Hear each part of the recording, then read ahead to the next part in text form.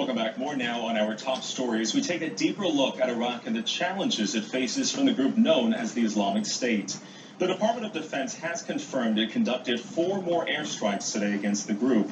And President Obama has proposed a long-term strategy to confront IS fighters in northern Iraq. He says the mission will take a long time, but didn't offer a timetable. Here's Jane Araf with more from Erbil. The fathers of these Peshmerga special forces fought from the mountains for decades to try to get rid of Saddam Hussein. Former fighters and volunteers are now reinforcing the Kurdish Peshmerga to hold on to the gains the Kurds have made. But it hasn't been enough.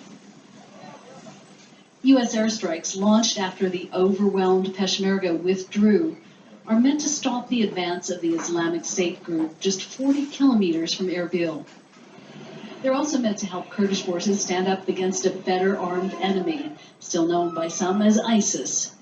They have acquired huge amounts of modern weapons, of munitions, of tanks, of armored Humvees, of long-range artillery pieces, you name it. In fact, there was no comparison between the firepower of ISIS and the Peshmerga forces. Yes, there has been some reverses by the Peshmerga, some disorganization, some withdrawal of certain parts, but this is not a classical war.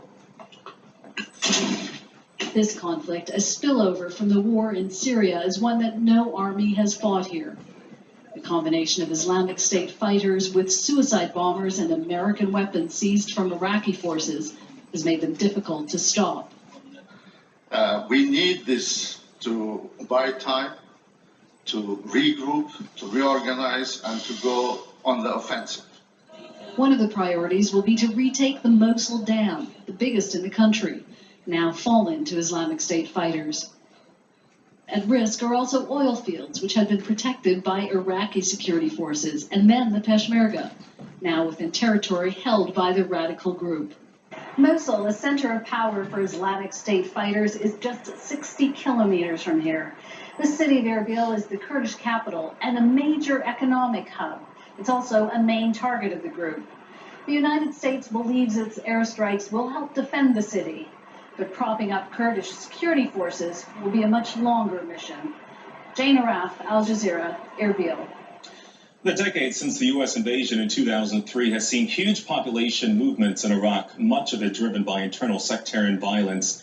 But as the group calling itself the Islamic State moved into Iraq from Syria earlier this year, the situation became suddenly and dramatically worse.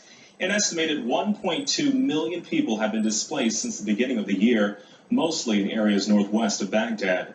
Over the last 2 months, the group's fighters have consolidated their gains in Iraq's north and pushed into Kurdish territory, sending Christians and other minorities fleeing.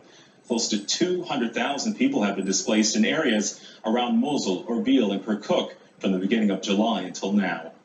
Joining me to discuss the situation is Adib al-Naimi. He's a lecturer at New York University and a former news editor for the Baghdad bureau of the New York Times. Good to see you again. Thank you. Good to see you. How would you define the changing landscape in northern Iraq right now? We have actually a new entity that's called the Islamic State in northern Iraq. And this so-called state is expanding, and it's moving fast and it's gaining ground. And it is threatening the 2 capitals of one of the Kurdish province up north, and possibly in the future also Baghdad. Do you think we underestimated the Islamic State? I think so, yes.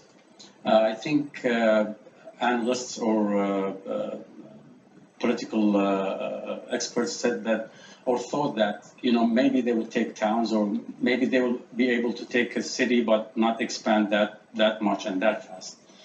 I think we underestimated ISIS. The U.S. now is using minimal action.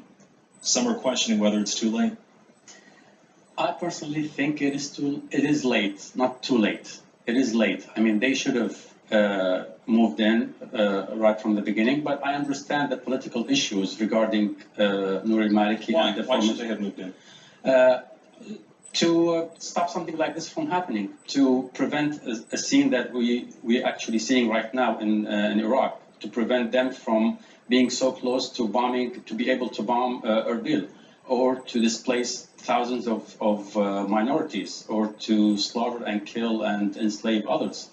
I mean, politically speaking, yes, I understand that, but from a humanitarian point of view, I think the reaction should have been earlier. And as the president mentioned, this is a unified effort. The responsibility also falls on the Iraqi government. Definitely.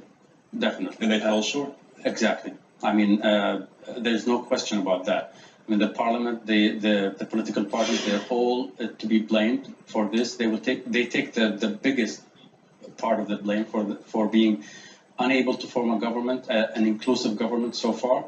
And I think with the expansion of ISIS in the north, that would be an additional factor of pressure on the politicians in Baghdad to form a government, an inclusive government, not just a government.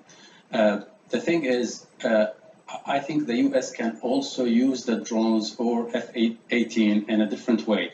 It's not just to drop bombs on ISIS, but also to pressure politicians in Baghdad to get their act together, push out Nouri Maliki, find a new prime minister who can form an inclusive government, and find a political solution. We cannot have just a military solution for what's happening right now. Do you think we'll see the formation, and do you think we'll see Maliki leave? I think so, yes. There is no other way.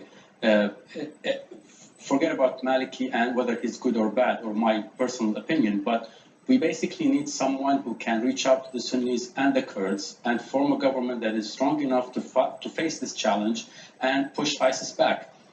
Is Nouri Maliki capable of doing so? No.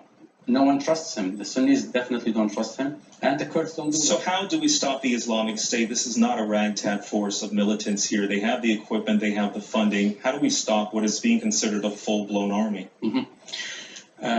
First of all, we need the political path should go in tandem with military action. We need a new government.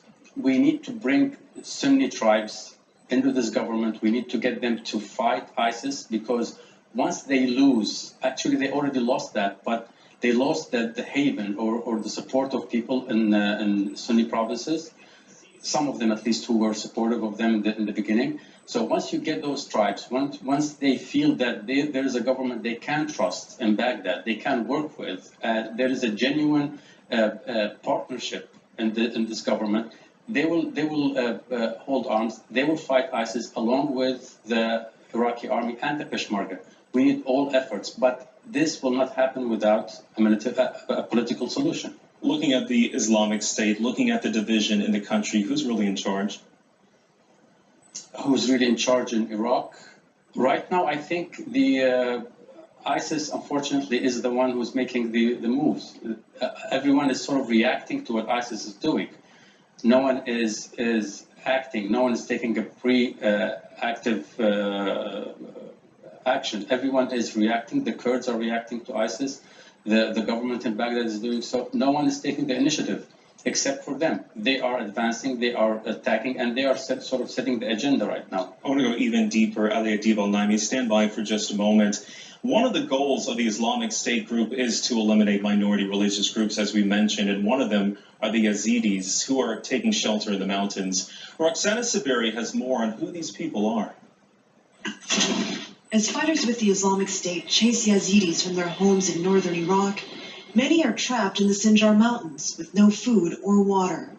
Others are headed nearly 200 miles to the northeast, here to their holy city of Lalesh. I visited last year. This is the tomb of Sheikh Adi. All Yazidis are expected to make the pilgrimage to this ancient tomb once in their lives. They believe the man buried here revived a faith dating back to Adam. The easiest people can come around to his tomb 3 times. Come with me. Baba Chabesh is the guardian of the temple. He told me Yazidis believe in one God who created the world.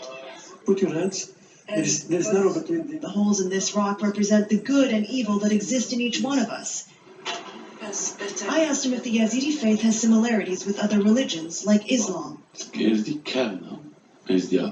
Our religion is a very old religion, and we believe that other religions have come from ours.